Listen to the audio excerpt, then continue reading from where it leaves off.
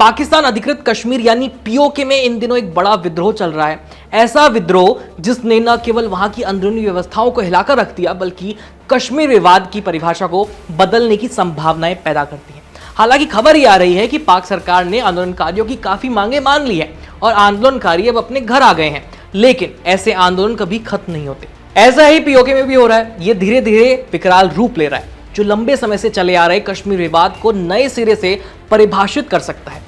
ऐसे में भारत की मीडिया पर ये खबरें चलने लगी हैं कि बस अब पाकिस्तान के दिन तो लदने वाले हैं और पीओके भारत में मिल ही जाएगा। और इन बयानों पर हम तब और ज्यादा भरोसा करने लगते हैं जब हमारे आर्मी चीफ और रक्षा मंत्री पाकिस्तान को कड़ी चेतावनी दे देते हैं। लेकिन क्या पीओके वापस लेना इतना आसान है जितना हम टीवी शोज और मीडिया की खबरों में देख रहे हैं?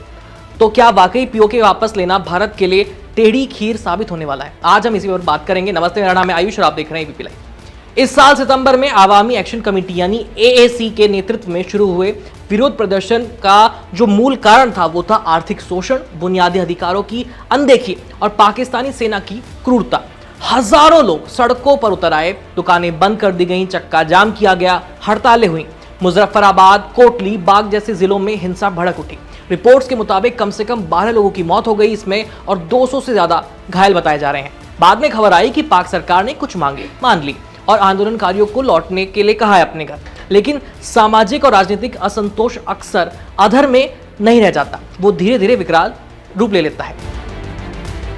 अब हम समझते हैं कि इस आंदोलन के पीछे वजह क्या थी। दरअसल पीओके का ये विद्रोह अचानक से नहीं भड़का बल्कि ये दशकों के असंतोष का परिणाम है। एएसी ने कुल 38 मांगे रखी थी जिसमें से प्रमुख बिंदु कुछ इस तरह से हैं कि पाकिस्तान में बसे कश्मीरी शरणार्थियों के लिए आरक्षित 12 विधानसभा सीटों को खत्म करना क्योंकि इन सीटों ने स्थानीय प्रतिनिधित्व को कमजोर किया।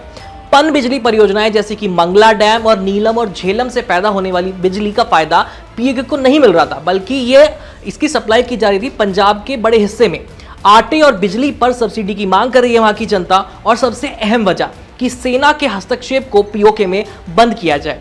लेकिन पीओके की जनता की इस आवाज को दबाने के लिए शहबाज शरीफ की सरकार और पाक सेना ने पूरा जोर लगाया।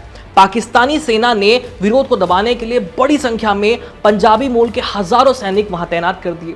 इंटरनेट की और फोन की सेवाएं बंद कर दी गई, गोलीबारी की गई, कर्फ्यू लगा दिया गया और एक्स पर वीडियो वायरल हो रहे हैं जो वहां की खराब और उग्र स्थिति को दिखाते हैं। नागरिकों और सुरक्षा बलों के बीच झड़पें हो रही हैं, सड़कों को कंटेनर लगा करके बंद किया जा रहा है जिन्हें लोग हटा दे रहे हैं और वो अपने लंबे मार्च जारी रख रहे हैं। ऐसे में भारत के सेना के चीफ और रक्षा मंत्री ऑपरेशन सिंदूर का जिक्र करते हुए कुछ ऐसे बयान देते हैं जिससे हमें ये लगने लगता है कि अब तो पीओके वापस मिलने वाला है और समय नजदीक ही आ गया है। तो क्या वाकई में ऐसा कुछ संभावनाएं बन रही हैं? आइए समझते हैं। पीओके के प्रदर्शन को देख करके भारत के लिए वैधानिक, कूटनीतिक और रणनीतिक अवसर मिल सकते हैं। बात करें कूटनीतिक मोर्चे की तो ये आंदोलन भारत को अंतर्राष्ट्रीय मंचों पर पाकिस्तान की विश्वसनीयता को चुनौती देने का अवसर देता है। भारत पीओके में मानवाधिकार हनन और लोकतांत्रिक प्रतिनिधित्व के अभाव को उजागर कर सकता है और पीओके के लोगों के अधिकारों का समर्थन कर सकता है। ऐसी स्थिति में संयुक्त राष्ट्र, यूरोपीय संघ और दूसरे मंच पर यह मामला उठाया जा सकता है। भारत की इस कोशिश से पीओके की आजाद कश्मीर वाली जो छवि है वो भीतर से टूटती हुई दिखेगी। तो पाकिस्तानी दावों और नैरेटिव के ढांचे को हम कमजोर कर सकते हैं। स्थानीय बयान और वायरल वीडियोस इस बात की तस्दीक कर सकते हैं कि पीओके के कुछ युवा अब पाक सेना की प्रॉक्सीज या सुलह समर्थन से असंतुष्ट हैं। पीओके के इस आंदोलन से वहां बड़े पैमाने पर चल रही आतंकी गतिविधियां भी रोकी जा सकती हैं, आतंकी भर्ती रोकी जा सकती है।